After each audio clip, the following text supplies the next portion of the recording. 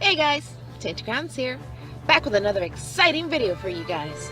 Since the arrival and passing of E3 2018, there's been floods of new interviews, information, and new facts about our beloved Kingdom Hearts. Today's topic will be a combination of all the interviews, excluding the repeating information. I decided since there's just so much to cover, I will be making this a sequential update video. This video is part 2. And as for how many parts there will be, depends on how many articles come out. So bear with me.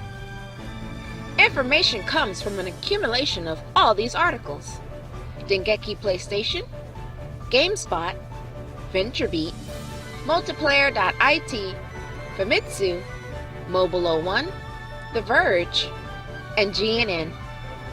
The subjects of Hikaru Utada's music, Cage 3's delay, Star Wars and Marvel collabs, Frozen, Pirates of the Caribbean, and Big Hero 6 will be covered entirely up front for you guys.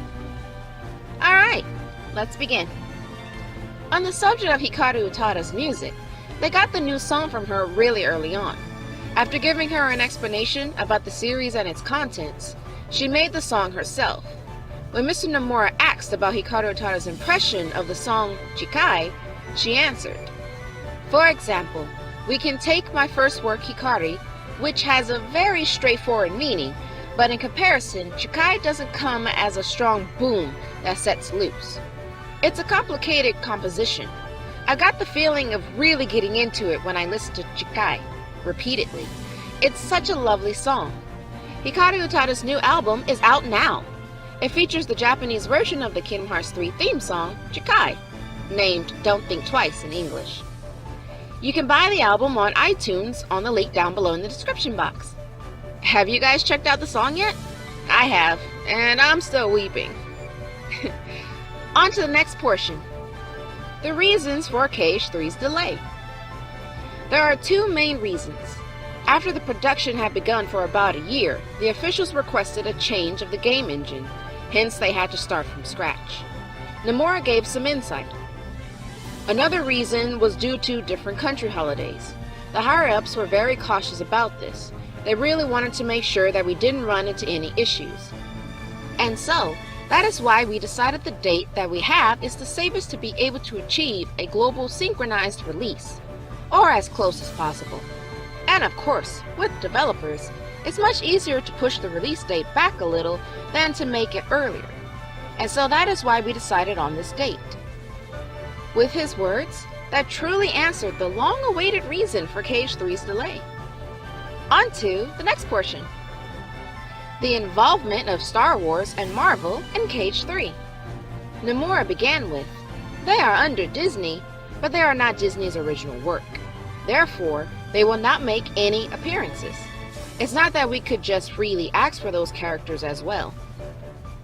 Currently, there's really not an option for me to use Star Wars and Marvel characters." Mr. Nomura put it plain and simply. And with that, concludes this question about Marvel and Star Wars in the future. Next, on to the subject of Frozen entirely. Frozen was planned to be a world pretty early in development. It follows the movie pretty closely, and Sora's story proceeds as Elsa's and Anna's move on. The Keyblade from the world of Frozen transforms you so you have shoes for skating, or ice skates. Elsa and everyone else doesn't join your team, but Marshmallow, Elsa's creation, will offer you his help. In the Snowy Mountains, there is some exploration in the ice labyrinth prepared by LightSkin. The Let It Go segment will appear within the game. Although Tetsuya can't talk about the gameplay, basically the original parts could be in some mini-games, such as stepping on a high-flying shield and sliding across the snow with it, and etc. And so, with all of that, this concludes all the facts and information regarding Frozen and its world so far.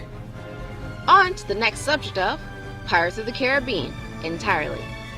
Nomura wanted to experiment with different graphics. Sora in a pirate suit is also something Nomura really wanted to do. This world made it in because he wanted at least one live-action film to be in the game. While the story does take place during the third movie, there are also elements from the second one. There are a lot of gimmicks since you can move through land, air, and sea. The Keyblade becomes a lance and a flag. There's the underwater action and naval ships. Nomura's reason for this world was that he wanted to have more realistic characters in the live-action worlds, even more realistic than before. He thought that the Pirates of the Caribbean characters were unique enough in their details that he'd be able to recreate it as closely as possible with computer graphics. One of the reasons as to why At World's End was picked and not Dead Man's Chest, Nomura stated, "If we went with the second movie, then the story kind of ends in the middle. It doesn't really make sense for us. At World's End, I felt like there's more dynamic action to it.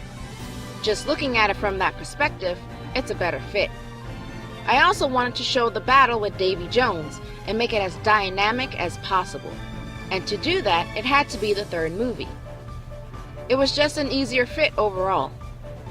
In the Pirates of the Caribbean world, the box in the second movie, Dead Man's Chest, is linked to the black box that Maleficent and the true Organization 13 seek. There is also a fun part where you can pilot and navigate a ship to explore and unravel islands. It is a world where you can do anything. With all that we can explore and do in this game portion, I wonder, can we go to Moana's island?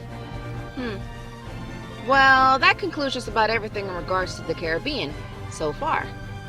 Next, we have a small bit of new information regarding Big Hero 6. Nomura thinks we'll be able to see the world of Big Hero 6, San Fran, Tokyo, next time, which we can guess is the upcoming trailers that's supposed to come out in the next few months.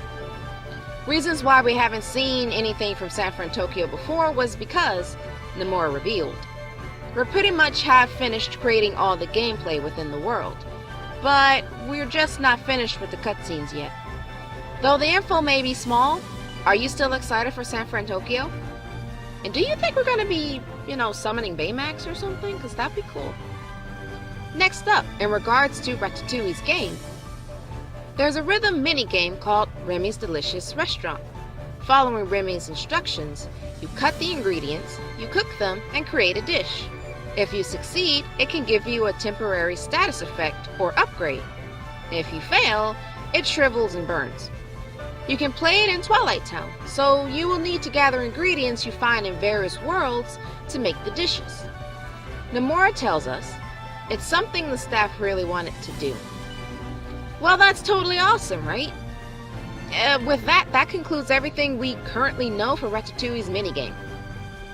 For more information on the minigames overall, there will be 20 different minigames in the Classic Kingdom. Nomura adds, each game of the Classic Kingdom are hidden in various worlds, and it's possible to play them on Sora's mobile portal device. In the Tangled world, there is a dance minigame during Rapunzel's dance sequence. So far, that concludes the minigame section overall. Are you ready to dance with Rapunzel? Now on to the portion of the gummy ship. The director and staff from Inhander are the ones working on the gummy ship portion. Nomura really liked their work, so he's looking forward to the finished product. There is a combat specialized mode and an exploration mode. You could say it's an open world for the gummy ship. They will talk more about the gummy ship customization next time, so hit that notification bell for when that update drops. Alright, for the meaty part of this update video, DLC for KH3. About DLC, they haven't decided on details, but Nomura wants it to be something that expands the way you play. They won't be working on that until they are finished with the main game. A major concern for KH3 is its high volume being met by a capacity shortage. This is exaggerated by some cutscenes that are being made into movies for load time reduction, but consequently require more capacity than expected. So Nomura would like you to get connected to the internet in case they distribute online content. A final mixed version isn't under consideration since there's also the problem with running out of space. Nomura has plans to release updates as DLC, so even if they do that, it won't be a final mix. Mr. Nomura comments, I don't think I'll ever release a season pass of sorts either, because I'm not fond of that model. I want people to continue to enjoy playing Kingdom Hearts 3 after the release. I actually also think that not many bigger titles nowadays release and just leave it at that. I don't want to follow along with them, but I want to create something that the fans will enjoy even after release. Thanks to his comments, it can put the minds of all his fans at ease, knowing that KH3 won't be handled like Final Fantasy 15 was. You know, character stories being put in DLC which you have to pay extra for. That concludes Mr. Nomura's thoughts on DLC. Now on to Final Fantasy VII's involvement in KH3. Nomura informs us, the characters from Final Fantasy require special care, as the characters are very unique. Hence, it is difficult to portray how FF characters will communicate with the other characters in the game. However, please look forward to how the FF characters show up in the game. He continues with, FF characters that actually do not have problems of their own. It's just a little bit difficult for them to appear in the game, but obviously the trailers that we have been showing until now is not everything. So all I can really say is just to wait a little more for further updates. Mr. Tetsuya was then continued to be asked questions about his history of FF to what KH is now. He gave his thoughts as followed. It's probably the title that represents who I am. When I was starting as a developer, like I wasn't an industry veteran yet, when I was creating Final Fantasy titles with Mr. Sakaguchi, the father of Final Fantasy, and at the time, he said that Final Fantasy is a game that has everything in it. I really wanted to realize what Sakaguchi-san said about Final Fantasy, that it is a game that incorporates everything, to Kingdom Hearts. So I brought that idea to Kingdom Hearts. Currently looking at the newer Final Fantasy titles, to be honest, I don't think it really incorporates the idea of having everything.